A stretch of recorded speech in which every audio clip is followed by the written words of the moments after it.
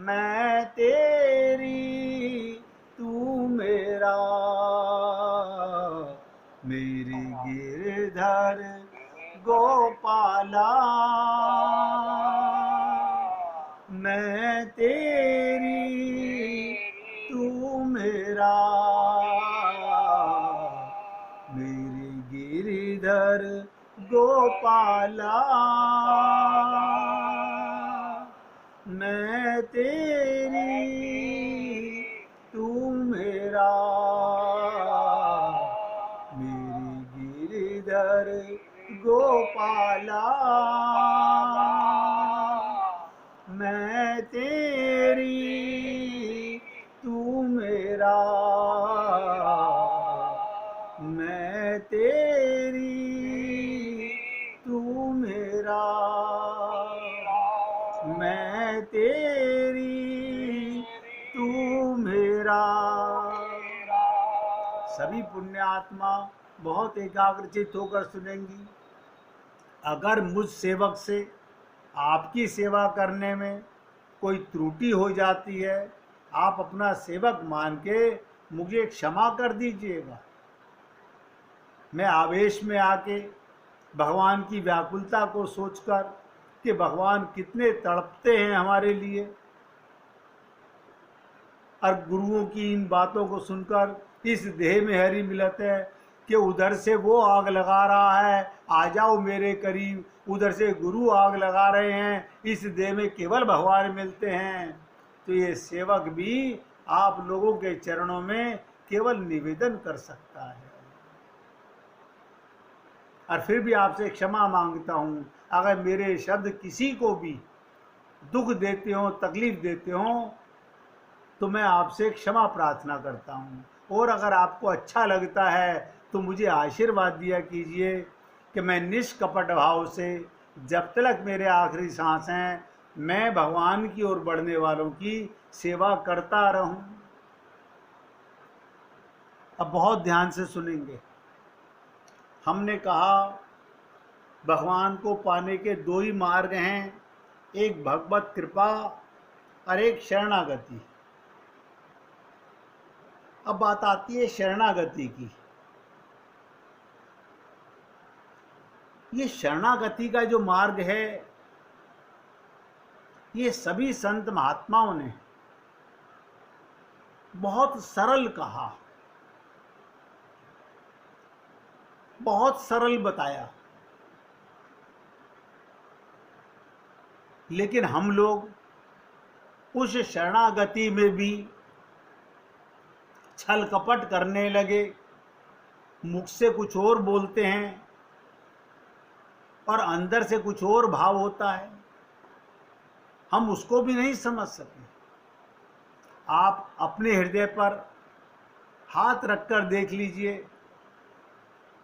क्या अब आपके मन में भगवान की शरणागति और गुरु की शरणागति, इन दोनों में से किसी की भी शरणागति, शरणागति का मतलब होता है अंदर से तार तार खुल जाना, उनके सामने निर्वस्त्र हो जाना, उनसे कोई छल कपट ना करना, उनसे कुछ ना छुपा के रखना।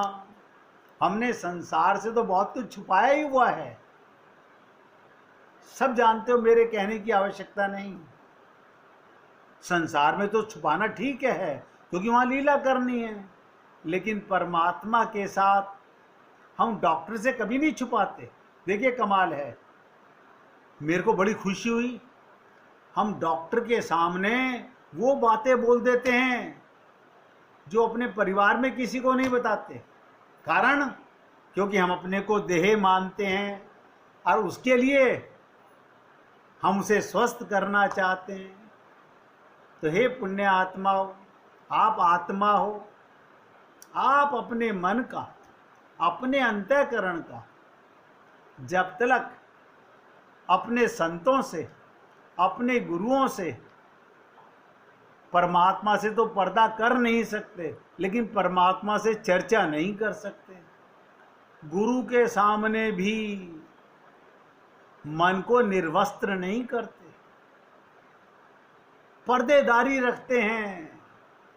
पता नहीं किन मूर्खों ने सिखा दिया कि मंदिर में पर्दा करने से भगवान से पर्दा हो जाता है। मैं कई बार सोचता हूं कि मंदिर में पर्दा करने से क्या पर्दा पड़ जाता है भगवान के और आपके बीच में? ना, आपके मानने से पर्दा पड़ जाता है ना।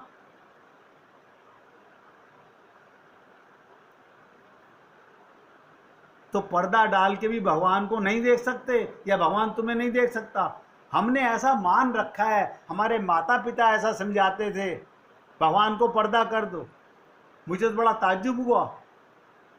एक बार किसी गोपी ने मुझे जब बताया, एक ऐसी भक्ता, ध्यान से सुनो, एक ऐसी भक्ता जो नाम दीक्षा भी प्रदान करती हैं, उन्होंने किसी भक्त के सामने कहा कि मंदिर का पर्दा डाल दो। क्यों? संसार की चर्चा उनसे पर्देदारी में करनी चाहिए। मुझे बहुत दुख हुआ कि कैसे पॉसिबल है भगवान से पर्दा कर सकते हैं। और ये भी उनकी बात कर रहा हूं जो बहुत ऊंचे संप्रदाय के नाम दीक्षा देने वाली भक्ता हैं, वो भी भगवान का पर्दा डाल रही हैं। इसका मतलब उनका ज्ञान अभी ये नहीं था कि हरि व्यापक सर्वत्र समाना, उनसे कुछ छिपा हुआ नहीं है, उनसे कुछ छिपाया नहीं जा सकता, उनसे कभी कोई पर्देदारी हो नहीं सकती। लेकिन आप और हम लोग वो पर्देदारी करते करते जन्म जन्मांतरों से यही छल कपट करते रहे हैं। कोशिश कीजिए, कोशिश कीजिए। जैसे शरीर के रोगों को डॉक्टर के सामने तार तार करके खोल देते हो, वहां कोई शर्म नहीं होती, ऐसे अपने मन के तारों को अपने गुरु और प्रीतम के साथ खोल के बता दीजिए। वहां छुपाइए मत, क्योंकि शरणागति का जो मार्ग है, शरणागति का जो मार्ग है वो इतना सरल मार्ग है। उसके लिए तो इतनी सरलता से कहा गया, जो जाकी शरण गयो वापे वाकी लाज, उल्टे जल मछली चले और बहो जात गजराज। मछली जल की शरणागति में आगे पीछे दाएं बाएं ऊपर नीचे घूमती है, और हाथी को पानी की धारा इतने बड़े हाथी को बहा देती है। ये शरणागति का ही कमाल है। तो आप लोगों से, क्योंकि मैं अपने इतने दिनों के सत्संग काल से एक नतीजे पर पहुंचा हूं कि शरणागति किसको करनी है। हमने कहा मन बुद्धि को। वो शरणागति हमें कैसे करनी है? हम शरीर में हैं, हम परिवार में हैं, हम संसार में हैं, हमारे सर पे बहुत जिम्मेदारियां हैं। इन सब के रहते हुए शरणागति कैसे निभाई जाए? इन सब कार्यों को करते हुए ही शरणागति होनी है। किसी ने नहीं कहा कि घर परिवार छोड़ के आप जंगल में आ जाओ ना, जहां हो वहीं शरणागति करनी है। वेदों में कहा गया, उस परमेश्वर की शरण में जिसकी कृपा से आत्मा एवं बुद्धि में प्रकाश प्राप्त होता है।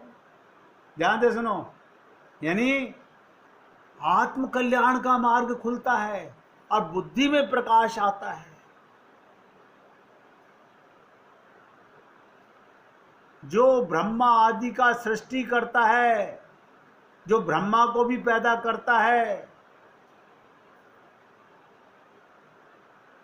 शरणागति से ही उनकी कृपा प्राप्त की जा सकती है। अल्टीमेटली गुरु का लक्ष्य क्या है? भगवान के पास भेजना। उसका ध्येय भी यही है कि ये न केन प्रकारेण आपका और हमारा मन भगवान में लगा दे। भगवान गीता के 18वें अध्याय के 62वें श्लोक में अर्जुन से क्या कहते हैं? तमेव शरणम गच्छ सर्वभावेन भारत। बहुत ध्यान से सुनिएगा। तमेव शरणम गच्छ सर्वभावेन भारत तत्प्रसादात पराम शांति स्थानम प्राप्यसि शाश्वतम। शाश्वतम क्या मतलब? हे अर्जुन, अर्जुन की जगह आप और हम सब लोग आत्मा हैं। ऐसा सोचिएगा, आपके इस रथ पर आप लोग जब भी गीता का ध्यान करते हो तो ये देखते हो कि भगवान श्री कृष्ण अर्जुन को उपदेश दे रहे हैं? नहीं, ये देखिएगा, ये देह एक रथ है, इस रथ में आत्मा मैं अर्जुन हूँ और मेरे गोविंद मुझको ज्ञान दे रहे हैं। हमें गीता ये मान के नहीं समझनी कि अर्जुन को ज्ञान दिया जा रहा है। वहां अर्जुन मैं हूं, मैं अज्ञानी हूं, मैं मूर्ख हूं, मैं माया लंपट हूं, और इस देह में परमात्मा का वास है और मेरे इस रथ पर भगवान मुझे शिक्षा दे रहे हैं, मुझे गीता का ज्ञान दे रहे हैं। तब आपको महसूस होगा अपनी त्रुटि का। अन्यथा तो आप ये समझोगे अर्जुन बड़ा मूर्ख था। हम अपने को मूर्ख भी नहीं समझेंगे। ध्यान से सुनो, हम अपने को तो बड़े विद्वान समझते हैं, हम अपने को अज्ञानी नहीं मानते, हम अपने को बहुत विद्वान मानते हैं। भगवान कहते हैं, हे अर्जुन, तू उसी ईश्वर की शरण में जा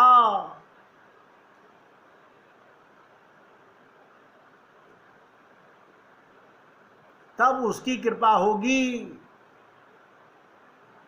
यानी परमात्मा की शरणागति से ही तेरा कल्याण होगा। हम लोग धन के लालच में,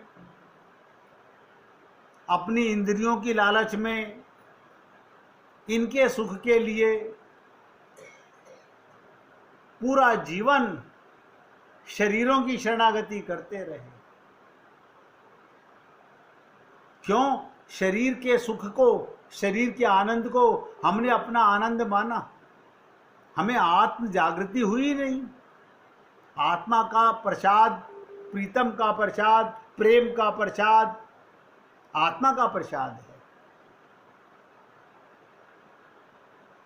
भगवान कहते हैं, तू उसी ईश्वर की शरण में जा, तब उसकी कृपा होगी। उसकी शरण में जा, तब तू मेरा परम धाम, परम शांति प्राप्त कर सकेगा। उसके बिना कितनी पूजा पाठ कर लीजिए, नतीजा ठन ठन गोपाल मिलने वाला है।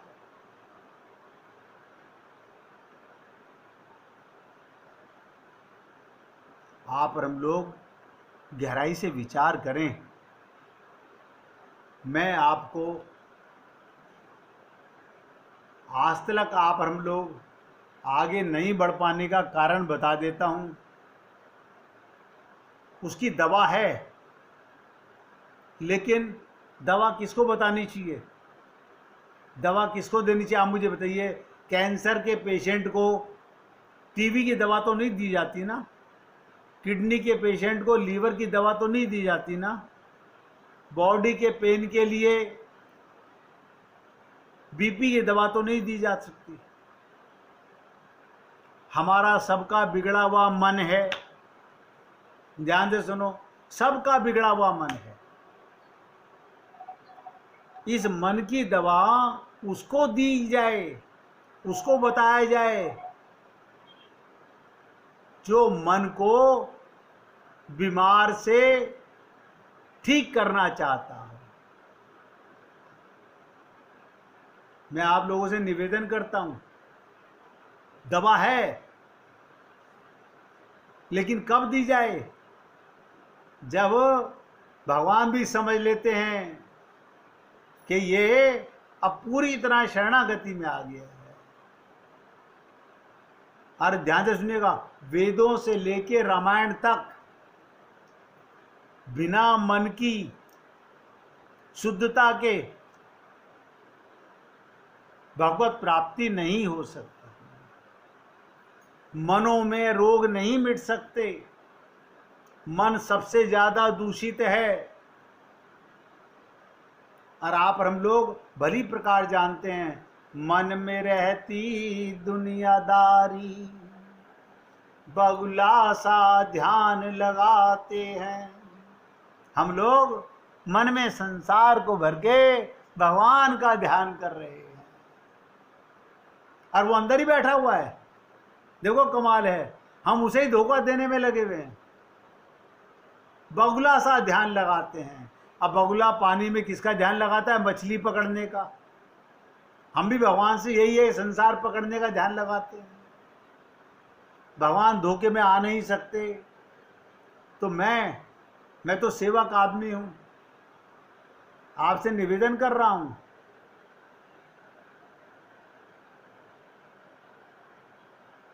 आपसे सबसे निवेदन कर रहा हूं, वो मार्ग भगवान मेरे हृदय में जो भगवान ने भर रखा है, वो कब निकलेगा? जब मुझे ये लगेगा कि वाकई में कोई भक्त अब पूरी तरह से अपना कल्याण ही चाहता है, यानी हर तरफ से मन की तरंगे मार लेगा, एकाग्र कर लेगा, ध्यान दो, सबके साथ व्यवहार करेगा और अपना कल्याण करना चाहेगा। मैं फिर बता रहा हूँ, परिवार में रहेगा, शरीर में रहेगा, समाज में रहेगा, सबसे हंसेगा, बोलेगा, खाएगा, पिएगा, मिलेगा जुलेगा, लेकिन अपना मन सदा अपने गोविंद में रखेगा, अपने राम में रखेगा। उस मन को शुद्ध करने की दवा है। लेकिन लोग क्या कहते हैं? आप बता तो दीजिए, आप बता तो दीजिए। नहीं भैया, बहुमूल्य बूटी को ऐसे ही नहीं बांटा जाता, वो परमात्मा की कृपा से मिलता है, उसको अधिकारी को ही दिया जाता है। और मैं उम्मीद करता हूं कि कभी ना कभी आप और हम लोगों में से ही कोई अधिकारी बनेगा और उसको उसका एहसास होगा, उसका ज्ञान भी होगा। अब एक भगवान की लीला सुन लीजिएगा। कल से शरणागति पर आपसे चर्चा करूंगा। दृढ़ विश्वास की क्या मतलब होता है? मध्य प्रदेश के एक गांव में चतुर्भुज भगवान का मंदिर है, मतलब वहां विष्णु का मंदिर है। एक संत अपने गुरुदेव के साथ वहां जाना होता था। वहां पूर्ण शौचाचार पूर्वक भगवान की सेवा पूजा होती है। उस मंदिर के पुजारी की वृद्धा माता जी, जो सेवा पूजा में सहयोगिनी थी, एक बार अंधेरे में गिर गई। बहुत ध्यान से सुनिएगा। माता जी, पुजारी की माता जी सेवा में उसकी सहायता करती थी, वो एक बार अंधेरे में गिर गई। उनका कूल्हा टूट गया, उनका कूल्हा टूट गया। उन्हें ठाकुर जी की सेवा ना कर पाने का बहुत क्लेश रहता था, दुख रहता था, और वो उन्हें कठोर शब्दों में उलाहना देती रहती थी। भगवान को बहुत उलाहना देती थी कि तूने मेरे को सेवा से वंचित किया। एक दिन वो वृद्ध माता जी अत्यंत सवेरे सवेरे, ध्यान से सुनो, घिसटती हुई, कूल्हे की हड्डी टूट गई, घिसटती हुई किसी तरह मंदिर तक पहुंच गई और गर्भगृह का ताला खोला और अंदर से बंद कर लिया, अंदर से ताला लगा लिया। ये लीला मैं पहले भी सुना चुका हूं। इधर उनके पुत्र पुजारी जी जब नित्य की तरह मंदिर पहुंचे तो अंदर से मंदिर बंद था। उन्हें चोरी की आशंका हो गई, ये चोर अंदर घुस गया है। वो दरवाजा पीटने लगे, खोलो खोलो, कौन चोरी कर रहा है अंदर भगवान के मंदिर में। तो वृद्धा माता जी ने पुकार के कहा, ठहरो खोलती हूं, ध्यान से सुनो। और ऐसा कहकर वो सामान्य स्वस्थ रूप से चलकर दरवाजे तक आई। कमाल है, जिनकी कूल्हे की हड्डी टूट गई, जो घसीट करके अंदर गई थी, वो स्वस्थ होकर बाहर कैसे आई और दरवाजा खोल दिया। अपनी माता को टूटे कूल्हे की पीड़ा से मुक्त देखकर पुजारी बेटा भी आश्चर्यचकित हुआ, बाकी सब लोग भी आश्चर्यचकित हुए। पूछने पर उन्होंने सहज ग्रामीण भाषा में, गांव की भाषा में कहा, मैं आज, ध्यान दीजिएगा, मैं आज विष्णु भगवान से लड़ाई करने आई कि इन्होंने मेरा कूल्हा क्यों तोड़ दिया। मैंने इनको कह दिया इसे ठीक कर दो, नहीं तो मैं तुम्हारा कूल्हा तोड़ दूंगी। मैं साथ में हथौड़ी लेकर के आई थी, दिखाई उसने माता जी ने कि देखो आज मैं हथौड़ी लेकर के आई थी, क्या तो मेरा कूल्हा ठीक कर दो, नहीं तो मैं तुम्हारा तोड़ दूंगी। मैंने चंदन वाला चकला उठाया ही था तोड़ने के लिए, तभी उन्होंने, उनकी तो चार चार भुजाएं हैं, तुरंत एक हाथ निकल के आया और मेरी कमर पर हाथ फेर कर मेरा कूल्हा ठीक कर दिया। मैं चंगी हो गई।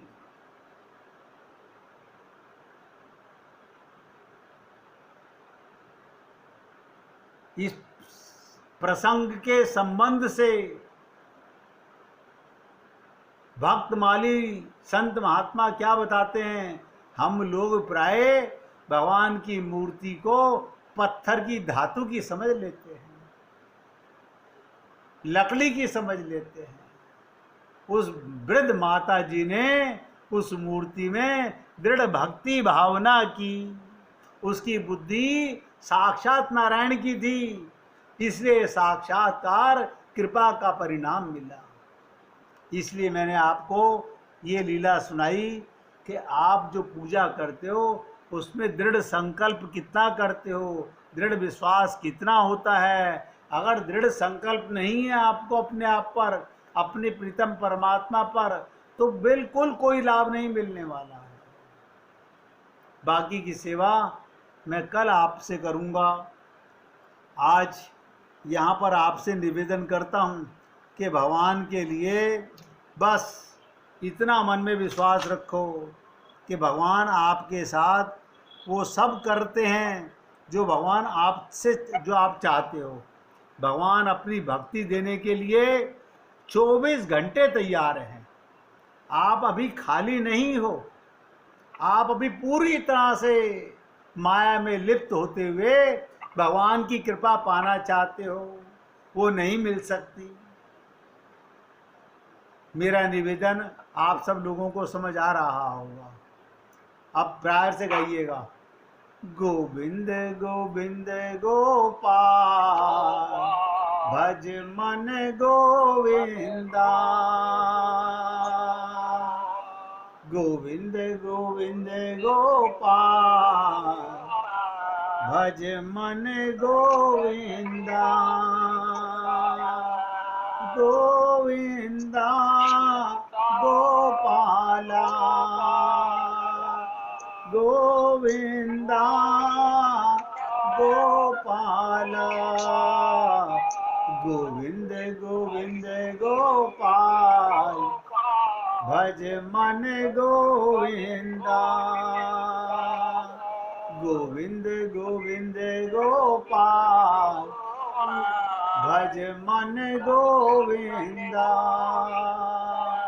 गोविंदा गोपाला गोविंदा गोपाला गोविंद गोविंद गोपाल भज मन गोविंदा गोविंद गोविंद गोपाल भज मन गोविंदा। बोलिए वृंदावन बिहारी लाल की जय। जय जय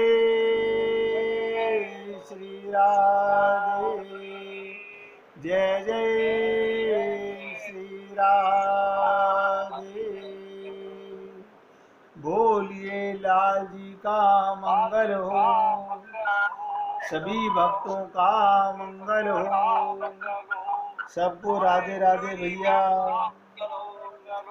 सबको राधे राधे।